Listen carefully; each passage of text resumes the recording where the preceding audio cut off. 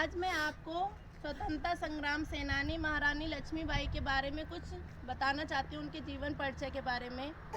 महारानी लक्ष्मीबाई का जन्म 19 नवंबर 1828 ईस्वी को बनारस में हुआ था। वह बहुत ही चंचल स्वभाव की थी। उनकी माता जी की मृत्यु 4 वर्ष की अवस्था में हो गई थी, जिसके बाद वह अपने पिताजी के साथ बाजीराव पेशवा द्वितीय के राजमहल में जाने लगी थी, जहाँ पे उन्होंने तलवार, घुड़सवारी और सभी जितने भी अभ्यास होते हैं युद्ध सेना के लिए, वह सभी सीखे।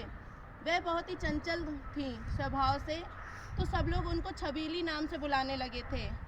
उनका बचपन का नाम मणिकर्णिका और उसको शॉर्ट में मनु भी बोलते थे। महारानी लक्ष्मीबाई को बचपन में मनु और वहाँ पे सभा में सब लोग छबीली नाम से बुलाते थे। उनकी शादी महाराजा गंगाधर राव, झांसी के जो महाराज थे, उनके साथ 14 वर्ष की अवस्था में हो गई थी। उसके बाद वहाँ पे आने के बाद उनका नाम महारानी लक्ष्मीबाई पड़ा। पहले उनको मनु बुलाते थे, मणिकर्णिका नाम था।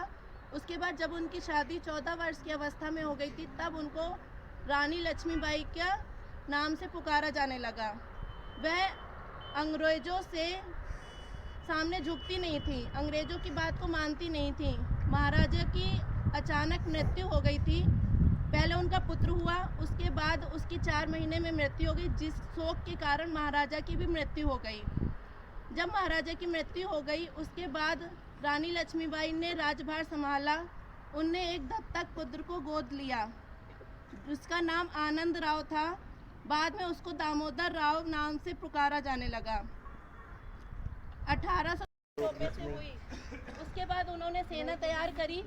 सेना तैयार करने के बाद वह ग्वालियर की तरफ वापस आई।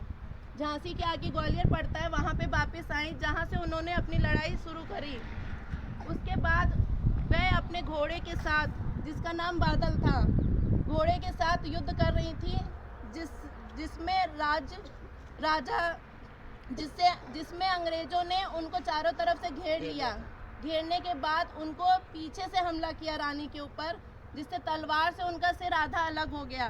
उसके बाद वह ग्वालियर के किले से उन्होंने छलांग लगा दी अपने घोड़े के साथ में। धन्यवाद।